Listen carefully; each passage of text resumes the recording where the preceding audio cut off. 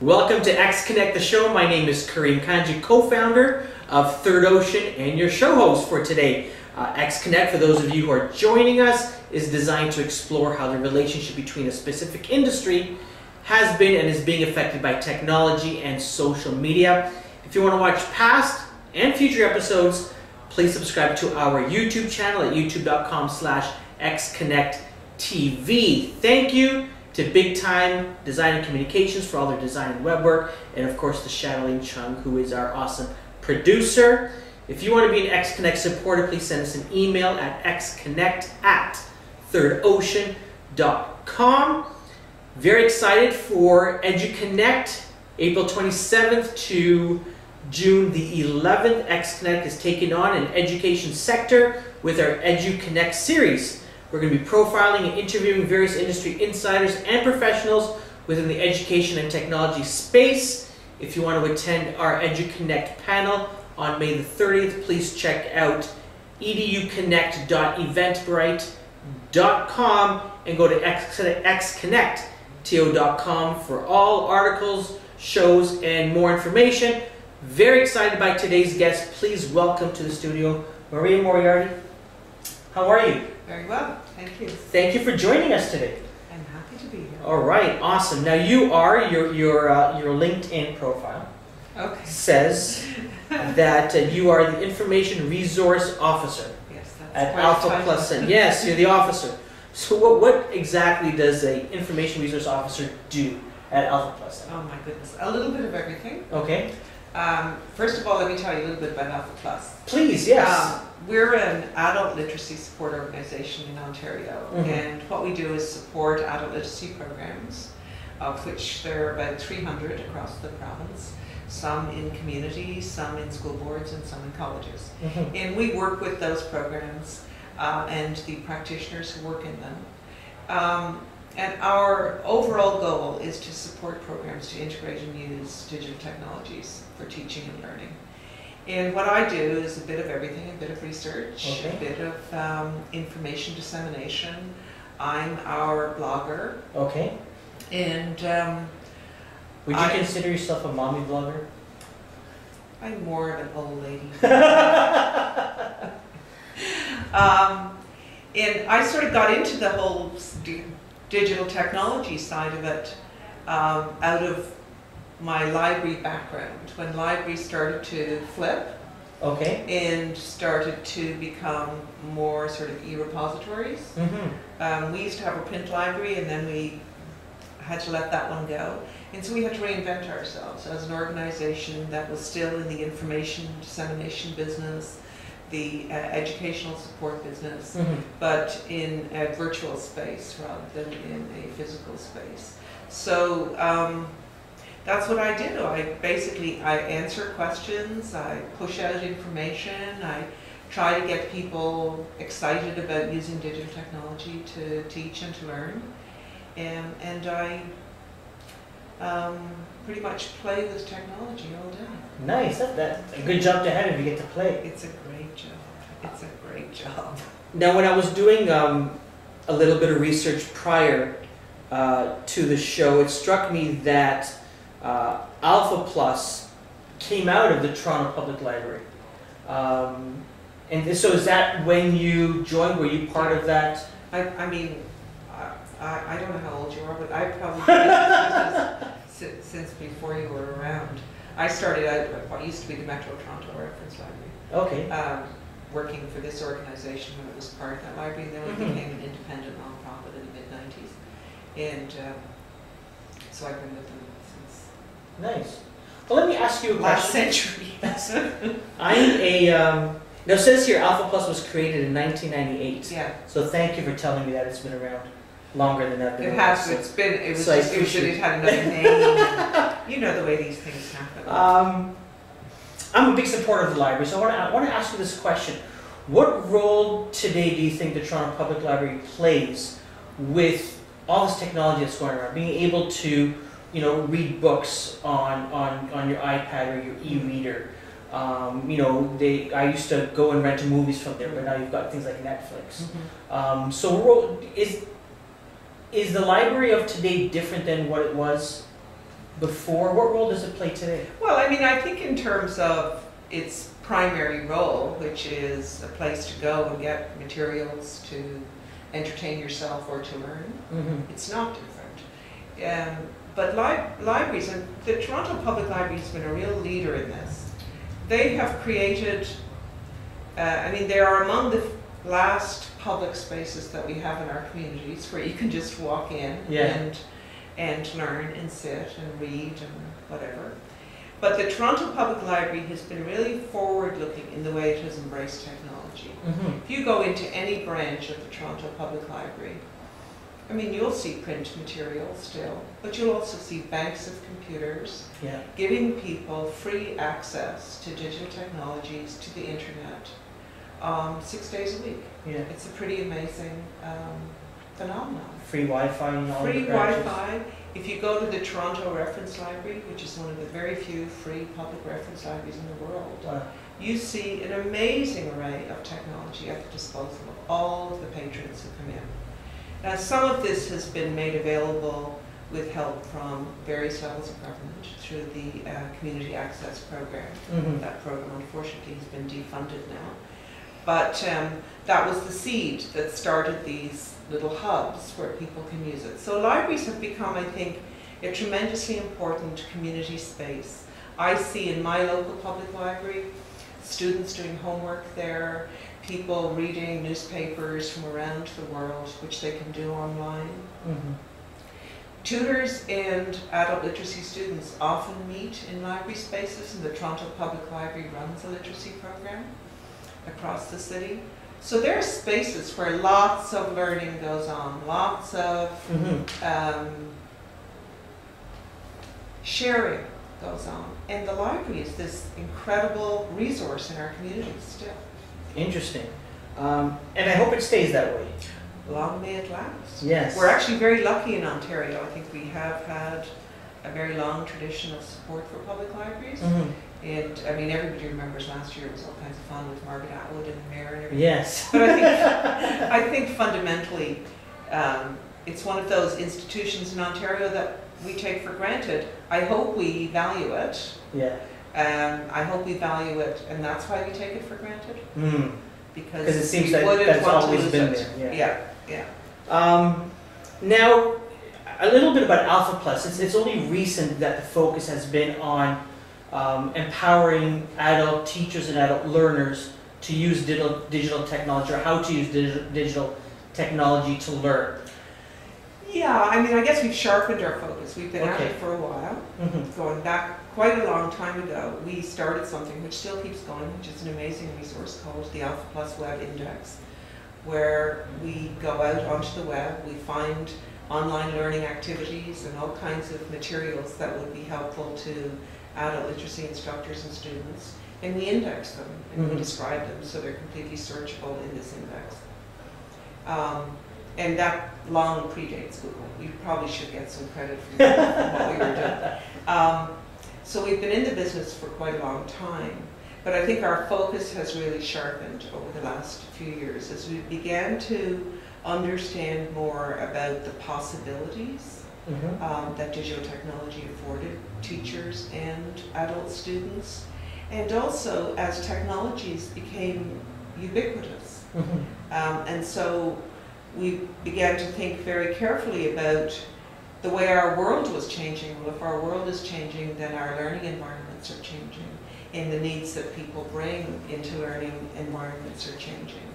And so, when was it? About 4 or 5 years ago, our strategic direction sharpened to really focus on digital technology as a tool to support teaching and learning. So not this is how you use Google, but this, here are the various tools, and here's how we're going to better learn. I mean, I think that we like to think about it as, what is it that you want to do? Then let's try to find the appropriate tool or application or program that will help you solve that.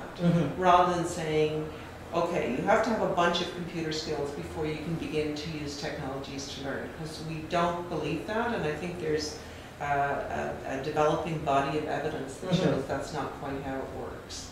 So we really want to start from the point of view of what is it that you want to do. Let's find the technology that will help you to do it. Interesting. You talked about possibilities, Yeah. both teaching possibilities and learning possibilities. Mm-hmm. I'm wondering if you've got any anecdotal stories or things that you've seen. Boy, do I have stories. I'd love to hear some. And not just about digital technology. Yes, there's all kinds of amazing, wonderful things happening out there in the world of literacy. As I said, there are 300 programs. They're all different. They serve the needs of different people in different communities, different regions. But I think the adult literacy field in Ontario has really embraced technology. And last year, we had the privilege of working with some programs in the Greater Toronto area to learn from the practitioners and students exactly how they were using digital technology. And that was an amazing experience. People are using digital storytelling as a vehicle for teaching and learning. People are using blogs, they're using wikis, they're using Facebook. They're just exploring and experimenting. And the great thing about adult literacy, the principle of adult literacy, is that it's driven by the student. It's not that you have a set curriculum that you run people through. You have guidelines, you have a framework, certain number of competencies that you want people to work on. But really, it's almost an emergent curriculum in each program. You're deciding with the student what their learning goal is. Together, you're developing a training or a learning path. And then you're drawing in the resources that are going to support that student to achieve the various milestones along that path. And so digital technology doesn't sort of come in direct conflict, if you know what I mean. It's another enabler. Now, the other very, very positive thing in Ontario is that going way back into the late 80s, the Ontario government embraced the idea of computer technology as a possible tool to support learning. So programs they're not fabulously well equipped, but they're relatively well equipped. And they've had lots of exposure to hardware and software over the years. In some provinces that hasn't been the case, but in Ontario I think we've been quite forward-looking. So programs are ready. Students come into programs, they're using cell phones, they're on Facebook, they're using smartphones. Yeah. So naturally, you want to work with students in adult literacy starting from where they're at. So if people are coming in with skills and knowledge, you want to capitalize on them. Yeah. And these are adults, these are grown-ups. These are people with full, rich lives. They work, they have kids, they pay their bills, they're busy. You're not going to go back and try to replicate a grade school experience for people. That's not how people learn. So you're developing your programming based on what your students say they need, based on available technology, available resources. So that's what's happening in adult literacy. Lots of exciting stuff. I don't think there's, and one of the things that we do is introduce people to tools as they come online, especially Web 2 tools. You know, there's like every day, like a whole bunch. And we sort of try to let people know about various tools. I'll give you one, for example, is Blogster, the one where you can make posters. And we introduced people to that tool, and it just took off because people just loved it. It's easy to use, it's intuitive, it's visual, you get a fabulous product at the end, and in the course of using it, all kinds of literacy learning is happening. So we introduce people to tools, and they take them up, they use them with students. And I think the results are very, very positive. And also, I think, just as you and I in our daily lives encounter technology everywhere, in our work, at home, wherever we go, so do adults in adult literacy programs. So we can't ignore it. We can't say, well, first we'll do this, and then we'll do that. It doesn't work that way. Interesting. There's, you know, I have a 6-year-old myself, and you hear other parents or teachers or academics talk about that it's not healthy for children that age to, you know, play with a tablet, or whether it's games or watching, you know, cartoon, you know, videos on YouTube. I'm curious what your thoughts are. with adults, the same way, you know, you're sitting well, I guess it's different for different people, but the opportunity to sit in front of technology, in front of screens throughout the day, and then learning again in the evening or on weekends with these same sort of tools. I'd love your thoughts on that. Well, I mean, I think it's never it's never an either or, right? It's always about some kind of balance. But if you think about, I mean, I met a practitioner last year who was a very strong believer and had done a lot of research on visual literacy. And there's now a lot of research going on about how we take in information in the world. Well, the primary way, if we're sighted people, of course, is through our eyes. Sure. And then we do all kinds of amazing processing.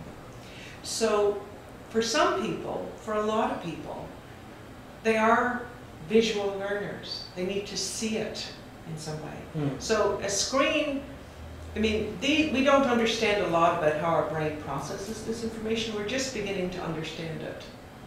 But we do know that something good happens. And we do know that digital technologies offer opportunities to adults to learn anytime, anywhere, at their own pace, in their own time. Adults who otherwise may not have the time, the opportunity to learn. And also, it seems to always, to me, a little bit moralistic to say, well, I don't think it's a good idea. Well, based on what? People didn't think television was a good idea, you know. I mean, you know, when I was a kid, like, oh, television, strict half an hour a day, very bad for you.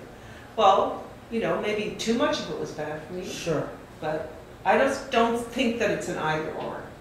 And I think that really, if we want to learn more about how this is working, we should really be pushing for more research, for more understanding of how we process information, for more understanding about how adults learn and why they learn, rather than saying, well, there's a good way to learn, the way we learned in the 19th century. That was good, and it's better for your eyes, so let's keep doing it that way. I'm not sure that that's true. One of the things with all these technologies and social media is the whole concept of collaboration. And I remember in school, it was only later on as I was graduating and finishing that this whole concept of working in groups came out. And I don't know if it's still there. It's been a while since I was in school myself. But is there a focus on collaboration? Absolutely. I mean, there's a focus on project-based learning. So when people are engaged in project-based learning, generally they're working in groups. And just as we work in my workplace, we often work in groups because not one person can't know everything, and people have different skills and different levels of knowledge and understanding. When you put it all together, you get a much richer outcome. So yes, there's a lot of group work that goes on. When I was a kid, it was called cheating, but now it's called collaboration.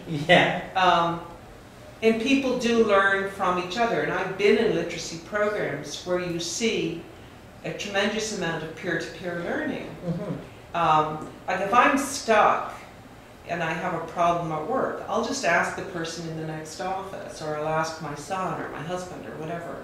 And that's how we learn as adults. We don't, you know everything. So you see a lot of that, and I've seen it happening in literacy programs. Tremendous exchange of knowledge, sharing of knowledge, supporting each other, figuring stuff out together. So that's going on a lot, and digital technology allows that to happen, not just in the classroom, but anywhere. Oh, in real life, absolutely. Absolutely. It just seemed that back in the day, it was frowned upon at once. Well, I think that people thought that you had to develop your, by yourself, and you couldn't copy or anything. I mean, but I mean, we're in a different place in the world right now. That's true. We're near the end of this chat that we're having. Okay. But I'd like to know one thing. I'd like to know. We all hear about Facebook and Twitter. All of the usual suspects. But are there a couple of tools that are heavily used and are very popular when it comes to digital technology and adult literacy that we might not hear about in the everyday media? I think, I don't remember, I think there's like 14 million Canadians on Facebook. So I imagine a significant number of those are adult literacy students and practitioners. I have trouble believing that that's not the case. I think people use blogs a lot in the Okay. classes as places for people to write and share. I think people use wikis a lot as a way to connect with each other, to work, you know, when they're not in a program. I think, I'm thinking about one thing in particular which I had, you know, just thought of as I was getting ready for this conversation. A program out in Halton developed this game called Summer in Smalleywood. Summer in Smalleywood. Okay. And it's a game designed for adult literacy students. And it's a sort of, it's a story game, like you're in an amusement park working there, and you're actually working on particular skills as you work your way through the game. So it seems to offer, I mean, a way to think about, well, do we really need to just use textbooks? Could we use some level of gamification? Because people are playing a lot of games, and there's a body of research now, mostly looking at younger adults and teenagers, but there's a developing body of evidence that when people are playing games, yes, to some degree they may be wasting their time, especially if they're spending 12 hours a day on it, but learning is happening. So what if you could embed things that people want to learn right into those environments? And so people would be doing skill building and skill development while they're doing this. So there are those kinds of things that we're beginning to think about as well. And that's a whole different thing, going into gamification. Yeah, I mean, but that's really what I want to say. It's like, there's no, like, oh, this is what we do and this is what happens. We don't know enough, but we know that we try a lot of things. And we also do know that a combination of face-to-face learning and learning online seems to get the best results for adults. It seems to lead to real learning gains, and people really do retain what they learn and are more fully engaged in their own learning. So that seems really positive to me. Fantastic. From the days when I wasn't allowed to bring in a calculator. Now it's a BYOD universe. Now you're bringing in your own MacBooks device. And your iPads and everything like that. Maria, thank you so much. Thank you. For joining us. Thanks. Had a good conversation. Hope you did too. We look forward to seeing everybody at EduConnect on May the 30th. Again, go to educonnect.eventbrite.com and xconnectto.com to follow everything that we're doing. Thank you so much for joining us. Bye-bye.